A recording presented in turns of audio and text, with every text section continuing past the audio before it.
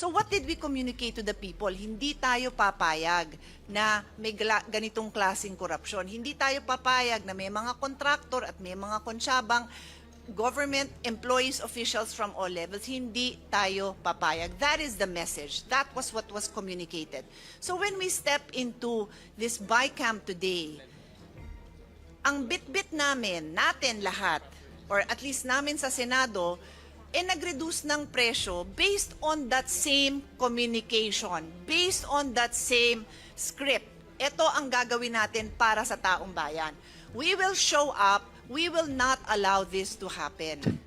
So when you come back now and tell us, nagbago na yung script, there's other reasons why hindi natin pwedeng babaan. Napakahirap kasi wala tayong enough time na i-communicate ng maayos sa taong bayan yan. Kahit ako, nahihirapan akong intindihin, sikmurahin because we made an across the board, across the what do you call that? An all of government, all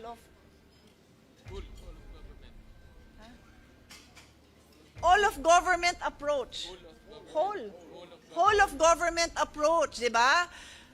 The president, his alter ego, the secretary, members of the House, members of the Senate. Tapos, ang pinangahawakan ng mga tao is we will not allow this overpricing. I know it is not as simple as that. Many times, personally, I have had to make tough decisions in pushing for measures including, let's say, the CREATE law. Hindi naman lahat masaya ang mga businessmen doon dahil may mga tinamaan. Sabi natin, wag na natin ibigay yung todo-todong, ano tawag dito, yung deductions, yung incentives. Yung incentives that they have been receiving for 40 years. Siguro naman, after 40 years, pwede na kayo magbayad ng tax, di ba? Pwede sila masaya, but we have to do the difficult thing. So, I am very willing, Mr. Chairman, to do the difficult job, to try to see kung papaano tayo makakapag-provide ng more support to economic activities, especially in the countryside. But it cannot be at the expense of people thinking that we are backtracking, thinking that ngayon, okay lang sa atin na ibalik yung presyong mataas. Kasi yun nga yung presyong dinatnan natin nung may korupsyon. Ang hirap himayin, tapos nagmamadali pa. Napakahirap. At hindi ko yata kayang gawin kasi nga, hindi yan yung kinommunicate natin sa mga tao. Kaya even though, and I think my colleagues will vouch for this, I'm always willing to listen. I'm always willing to listen, to change my mind if I am presented with facts, with evidence that will require that I change my mind. That is our job. Hindi bagay dito yung sarado utak. So kailangan open tayo. Pero ang hirap intindihin. Yun lang talaga. So that is where I personally have difficulty. And you know that, Mr. Secretary, ikaw pa, I always listen to you. Intindihin nyo lang sana po kung gaano kahirap ito kasi the people also trust. Sabi nyo nga, it's a trust issue. Yes, and the people trust us. So we cannot just say, ibabalik yung presyo. I heard you, Mr. Secretary. Hindi totoo, ibabalik yung flood control project. I heard you. Hindi totoo. Lahat ng hindi totoo, I heard you. But simply putting back that budget sends the wrong message. And we know that. We know that. We are all communication experts in our own little way. So, yun po, if somebody can shed light, can improve this communication in the next 24 hours, then let's try to do it because no one here does not want to see countryside development. No one here does not want to support.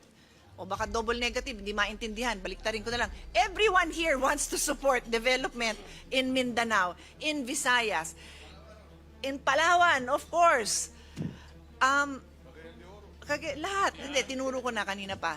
Lahat naman gusto, pero sa panong paraan na ang tao kaya nilang intindihin na hindi natin tinatalikuran yung ating commitment sa kanila, na hindi tayo papayag na may kalokohan and all, I say all, the safeguards are there. So, yun lang, Mr. Secretary. You know me well enough to know that I don't want to make your job harder than it is. I have so much admiration for the work you have done and the work you continue to do. But help us out here because this is not something that we can easily just say, okay lang, balik sa presyong gano'n. Mahirap po. Unang-una po, Madam Chair, maraming salamat. At tama po lahat ng sinabi nyo. This is a trust issue. But I think, first and foremost, hindi po ibig sabihin na kapag sumunod po tayo sa budgets ng mga proyekto sa HGAB, ibig sabihin, ibinabalik natin ang overprice. Yun po, I think, ang paulit-ulit ko na rin pong sinasabi. Bakit po? Dahil binaba na po ng DPWH, dahil sa direktiba ng Pangulo, ang presyo ng mga materyales. Binaba na po. Ang question na lang po dito is, paano po ia-apply yung pagbaba ng presyo sa bawat isa sa mahigit 10,000 proyekto na naibaba sa Senate version. Yun lang po yun. No? Pagka po sinunod natin yung reductions base sa Senate version, meron po tayong makikitang mga proyekto tulad ng mga ipinresenta namin kanina na posibleng hindi may implement in full. Tama din po kayo. Pwede namang ituloy yon next year. Tama po kayo doon. Pero ang hinihiling po namin sa Senado at sa bicameral is payagan po ang DPWH na magbaba nung mga presyong yon. Dahil po, meron yung mga taga-DPWH po ang nakakaalam kung paano gagawin. Ngayon po, alam ko po na merong hindi pagtitiwala. Aaminin ko, kahit po ako, hindi nagtitiwala. Kaya po nagpalabas po ako ng department order nitong nakaraang linggo lang para siguraduhin na talagang ibababa ang presyo sa bawat proyekto ng bawat regional director at district engineer. Yun po ang pinresinta ko ngayon. Kaya po ako nagpapasalamat sa imbitasyon ni Chairman Win at ni Chairperson Mika. Pero uulitin ko din po, ito po ay hiling lamang at ultimately po, ang desisyon ay nasa Kongreso. Hindi po ako nakikipag-debate. Pinepresenta ko lang po ang nakikita ko ngayon bilang DPWH Secretary. At yun po ang aking pinresinta kung ano po ang desisyon ng Kongreso, ng Bicameral Conference Committee. Yun po ay susundin natin kung ano man po. Maraming salamat po. So what did we communicate to the people? Hindi tayo papayag na may ganitong klaseng korupsyon. Hindi tayo papayag na may mga kontraktor at may mga konsyabang government employees, officials from all levels. Hindi tayo papayag. That is the message. That was what was communicated.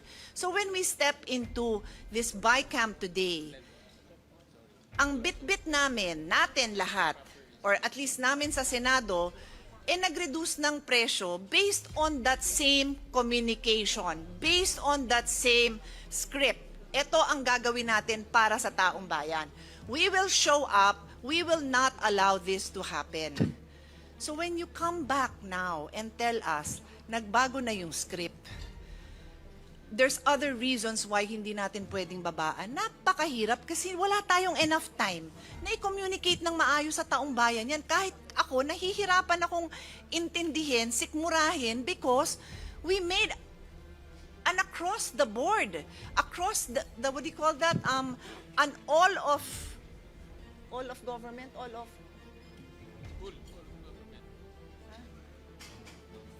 of government approach. Whole of government approach, di ba? The president, his alter ego, the secretary, members of the House, members of the Senate. Tapos, ang pinangahawakan ng mga tao is we will not allow this overpricing. I know it is not as simple as that. Many times, personally, I have had to make tough decisions in pushing for measures including, let's say, the Create Law. Hindi naman lahat masaya ang mga businessmen doon dahil may mga tinamaan. Sabi natin, wag na natin ibigay yung todo-todong, ano tawag dito, yung deductions, yung incentives. Yung incentives that they have been receiving for 40 years. Siguro naman, after 40 years, pwede na kayo magbayad ng tax, di ba? Pwede sila masaya, but we have to do the difficult thing. So, I am very willing, Mr. Chairman, to do the difficult job. To try to see kung papaano tayo makakapag-provide ng more support to economic activities, especially in the countryside. But it cannot be at the expense of people thinking that we are backtracking. Thinking that ngayon, okay lang sa atin na ibalik yung presyong mataas. Kasi yun nga yung presyong dinatnan natin nung may korupsyon. Ang hirap himayin, tapos nagmamadali pa. Napakahirap. At hindi ko yata kayang gawin kasi nga, hindi yan yung kinommunicate natin sa mga tao. Kaya even though, and I think my colleagues will vouch for this, I'm always willing to listen. I'm always willing to listen, to change my mind if I am presented with facts, with evidence that will require that I change my mind. That is our job. Hindi bagay dito yung sarado utak. So kailangan open tayo. Pero ang hirap intindihin. Yun lang talaga.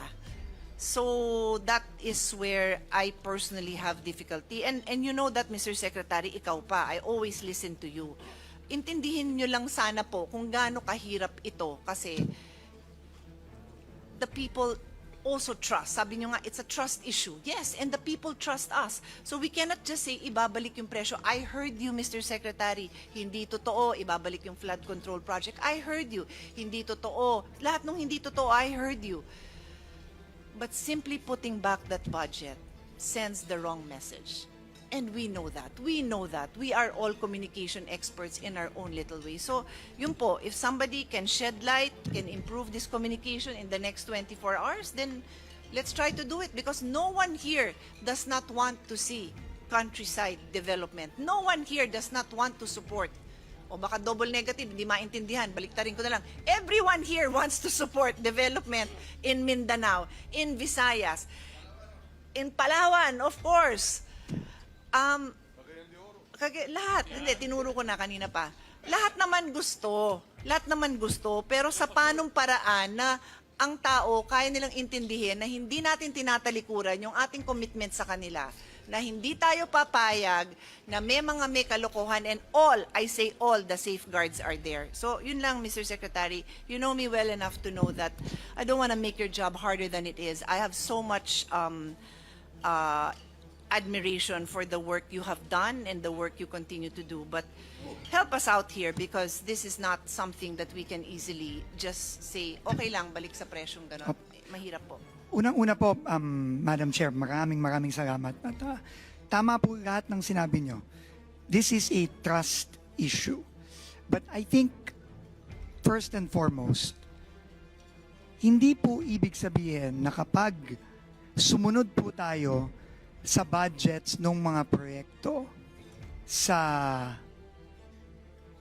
HGAB, ibig sabihin, ibinabalik natin ang overprice. Yun po, I think, ang paulit-ulit ko na rin pong sinasabi. Bakit po?